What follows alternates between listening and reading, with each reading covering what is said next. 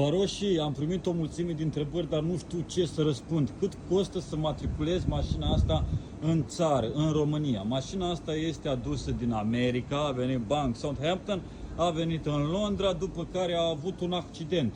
După ce a avut accident, a intrat în posesia mea. Acum, eu nu știu cât mă ajunge să matriculez eu frumusețea asta de mașină în România, care sunt toate demersurile, ce trebuie să fac și cam cât trebuie să plătesc eu, cum este evaluată mașina. Rugăminte la voi acum, dacă puteți să mă ajutați cu niște răspunsuri.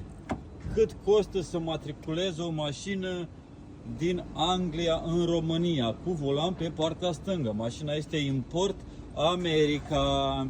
Mașina a avut accident în spate, am încercat să o vând aici, nu prea am avut mare succes, așa că prefer să o matriculez în România, să o vând. Mașina este excepțională, are doar 29.000 de mile.